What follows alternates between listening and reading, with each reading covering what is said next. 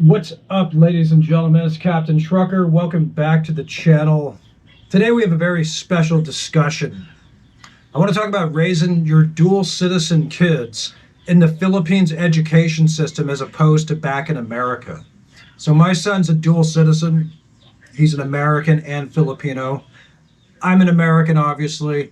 And I have to admit, when I first had my son, I was concerned with him as far as getting a formal education in a developing country, because I thought, gee, maybe the opportunities won't be the same, maybe the education won't be as good. But it's a little more nuanced than that, and we're going to talk a little bit about that because there is similarities, there is differences.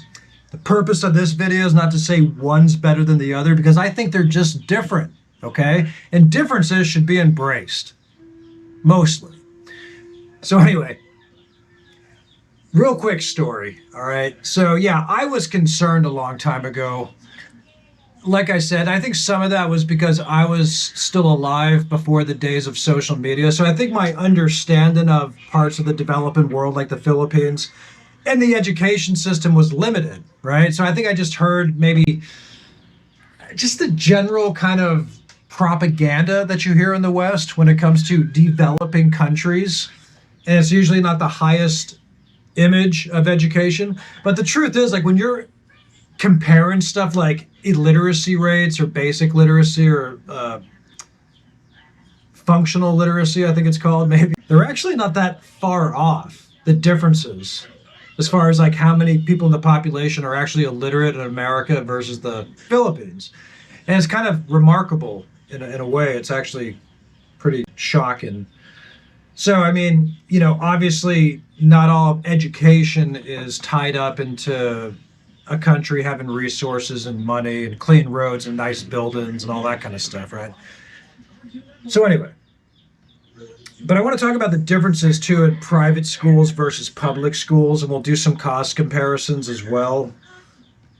And also just kind of the cultural differences, because I do think there is significant cultural differences, like going, you know, raising your kids in an American school versus the Philippine school. Hi, Zach. How's your education going? Yeah. Thank you so much. That was great. That was fantastic. So, like, in public schools in the Philippines, you're basically dealing with much larger class sizes, right? So it's easy for kids to fall through the cracks, to not get the one-on-one attention. So when you do the private school thing, like his class size is about 12 students, so it's much smaller. You know, you work more one-on-one time with the teachers, and you can also do private tutoring. You don't have to do that. So yeah, the size of the classroom is significant. That is a big deal.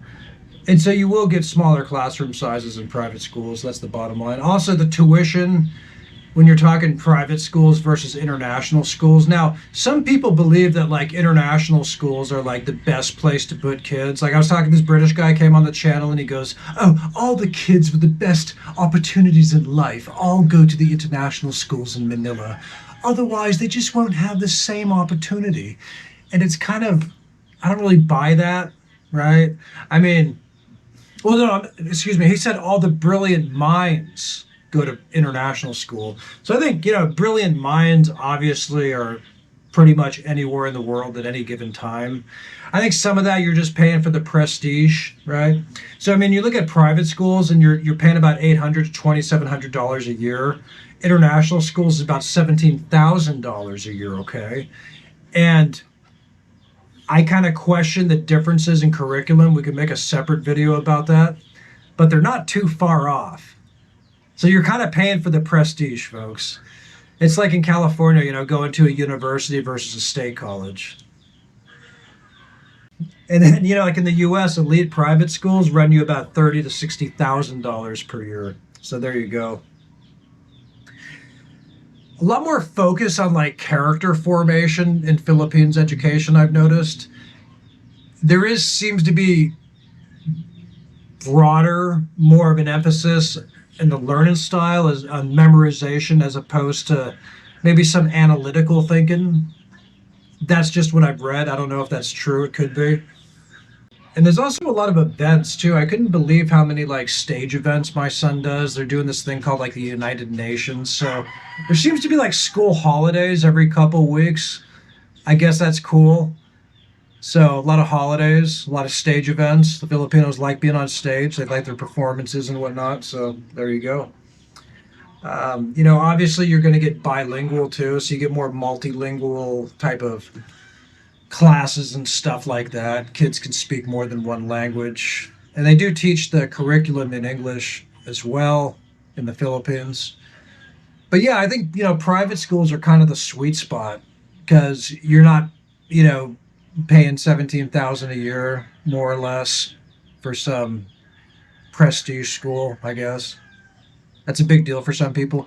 I think sometimes, like when you're putting the kids in like the expat international schools, it can almost even socially maybe isolate them a little bit because you're kind of like putting the kids in that, like in a bubble of other like wealthy expats and diplomats. So they're not really maybe assimilated into the broader middle class culture around them in the Philippines. So, it's just something to think about.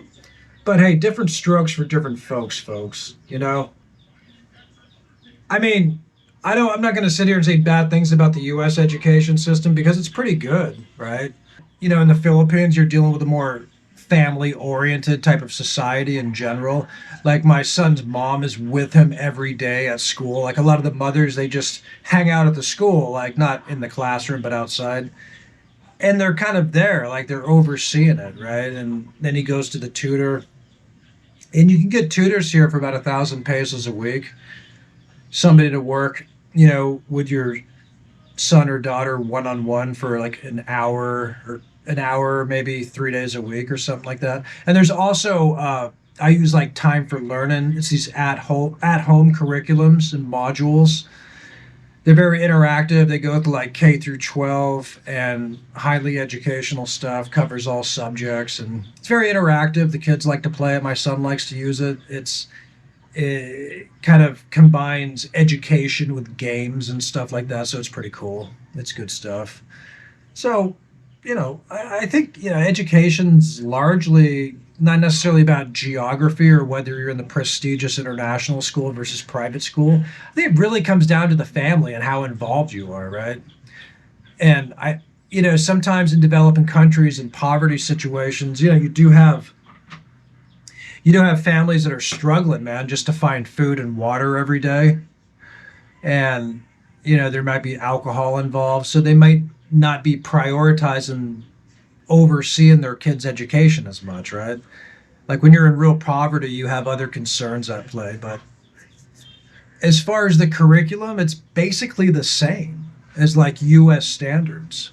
So, it turns out like my son's actually learning more. Yeah, what's up? He's learning more than I thought. And, his English is excellent. His pronunciation's excellent. He's been good at math. He's good at reading now. He's only 7 years old, but every time I come back, it's like his education, his development is progressing more and more and more.